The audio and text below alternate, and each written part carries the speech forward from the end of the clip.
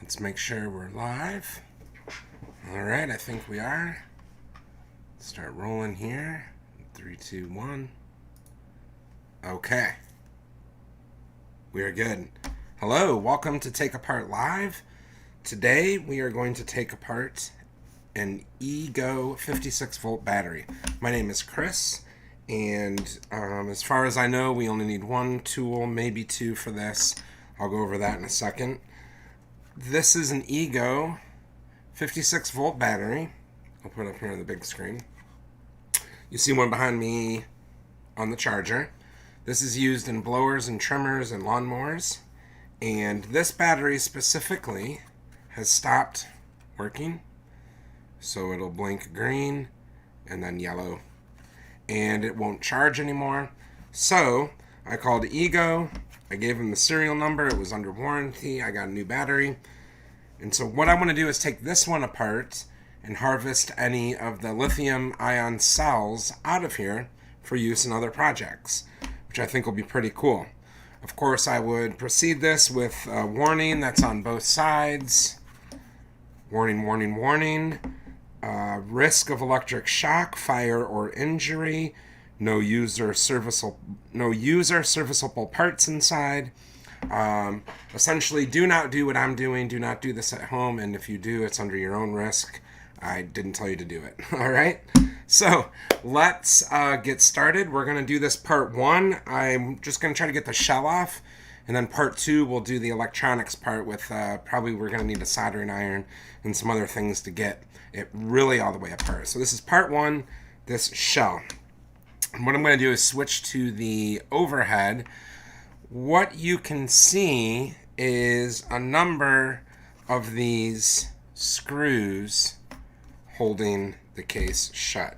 And these are Torx T15s, and I put that down in the corner there. Oh, you know what? I don't have the iPhone up. There we go. I put that down in the corner. Torx T15 bit. And my bit specifically in these have a little pin in them. See if I can get a better close-up. At the very center, there's a pin. Maybe on this one up here, you can see.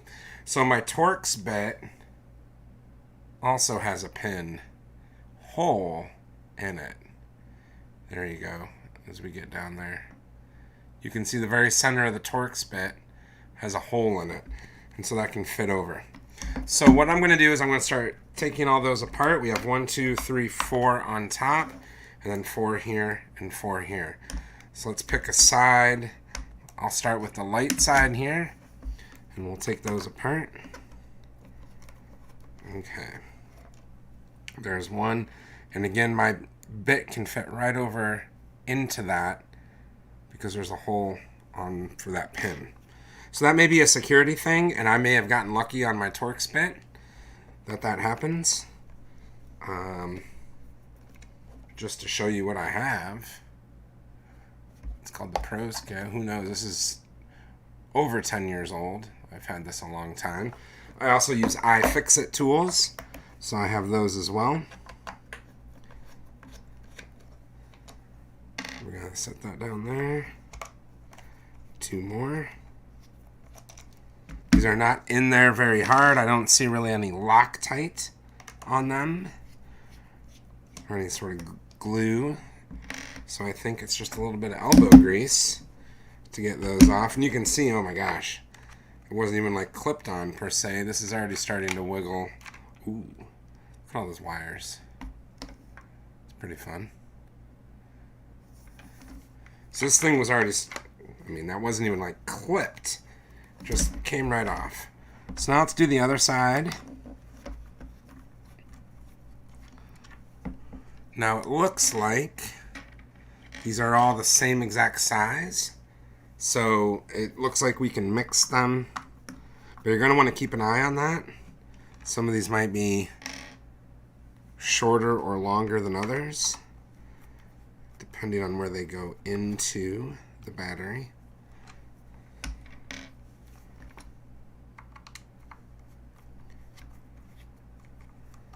Okay. So far, they are all the same size, as you can see on the screen there. So now let's take these last, no, these are a little harder. These last 4 on top. These are a little bit trickier. Well, maybe it's just that one. All right, 2 more. And last one here. Okay. And they are all the exact same size. So no biggie to mix those up. If you want to put this back together for whatever reason, you can do this all in reverse. And, you won't need to separate those. So we can see, I'm going to switch back to the... So we can see now that this has come apart. There's a number of wires. Of course, this is the side with the button, right? There's a number of wires in there that are going into that button and then down into the cells. And, okay, sorry about that. This part comes right off as well. And that's what's in there. This is like a paper, just to protect the sort of metal contacts from the batteries that are in there. So I'm going to take this off and set it to the side. And obviously this you can't take off. Then let's see what, oh, this is the mother load. Here, let's switch back to the overhead cam. Look at that, there's all the cells. So we have, well, first of all, none of the cells are swelled or expanding or look like they're in danger of over voltage or overcharge, I guess you could say. So nothing looks really dangerous right away, so that's important. I'm trying to be careful not to touch any of the metal contacts here. This battery hasn't charged for over a year, so I'm assuming it's probably close. We'll test the cells and see if any of these work. So let's see if we can disassemble just one part more. Let's try to get this shell off because there's 2 easy screws right here. These look like Phillips screws. So let's disassemble those. And what that is the charging contacts. So when it goes on the charger, that is the, you see plus, minus, positive, negative, T and D, which might be temperature and data. So perhaps, I'm guessing on that, T and D is temperature and data. But you'll notice then, if we can, we have the positive and negative wire coming from this unit, and then a bunch of these wires going into this button housing, which in turn feeds a bunch more wires back into the cells here. So it sort of completes that circuit. This specific circuit here is in charge of the charging. Does all the charging circuitry, and of course tells the button whether to be green or yellow, red, depending on its charge.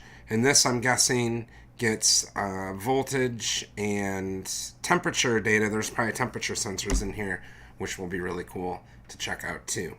So let's take these 2 screws off. Again, we have just a regular Phillips head.